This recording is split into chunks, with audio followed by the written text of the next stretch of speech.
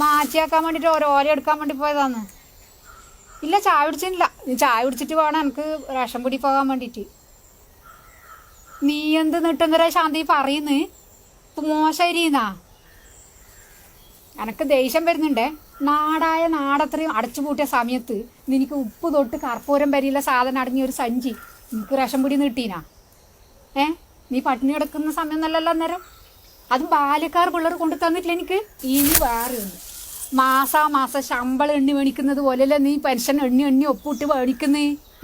അത് 600 റുപ്യ, ഇപ്പം 1400 റുപ്യ ആയില്ലേ? അത് നിന്റെ വീട്ടിന്റെ പഠിക്കുന്ന തന്നെ നിനക്ക് കിട്ടുന്നില്ലേ? ഇനി നിന്റെ കുഞ്ഞ് പഠിക്കുന്ന, നിന്റെ മോന്റെ കുഞ്ഞ് പഠിക്കുന്ന സ്കൂളിൽ നിന്ന് കിട്ടിയ TV ഉണ്ടല്ലോ, നീ ഇന്ന് സീരിയൽ കണ്ട് കുത്തിയിരിക്കുന്നു അല്ലേ? ആ സ്കൂളിൽ പോയി നോക്ക് നീ. എന്നാന്ന് വോട്ട് ചെയ്യാൻ വേണ്ടി പോകുന്നില്ലേ? അന്നേരം കാണാൻ എനിക്ക് അതിന്റെ സ്കൂളിന്റെ ഇത്. അനക്കല്ല ഇപ്പം പഠിക്കാൻ കിട്ടിയത്. ഞാൻ പോവാഞ്ഞു സ്കൂളിൽ. ഇപ്പം നമ്മൾ ആശുപത്രി തന്നെ പോയി നോക്കിയാട്ടെ, ആടെ എന്തെല്ലാം സംവിധാനമുള്ളത്. പണ്ടാന്നൊക്കെ പറയും മണിപ്പാലിപ്പോട്, അങ്ങ് പോട് ഇങ്ങ് പോട്. ഇപ്പൊ എവിടെയെങ്കിലും കൊണ്ട് നടക്കേണ്ട ആവശ്യമില്ലല്ലോ, എല്ലാം അടന്ന് കിട്ടുന്നില്ലേ? ഇനി വേറെ ഒന്ന്, നിന്റെ അടുത്തല്ല അതെന്റെ വീട് കണ്ടിരാ നീ? അത് ആരുണ്ടാക്കി കൊടുത്തതാന്ന്? സർക്കാർ ഉണ്ടാക്കി കൊടുത്തതല്ലേ? പിള്ളമാർ പറയുന്ന പോലെ നല്ല അടിപൊളി വീടല്ലേ ഇത്? ഇതിട്ടെല്ലാം കണ്ടിട്ട് നിന്റെ കണ്ണു മുമ്പ് കണ്ടിട്ട് നീ എന്തിനാ ഇങ്ങനെ നിട്ടന്തരം പറയുന്നത്?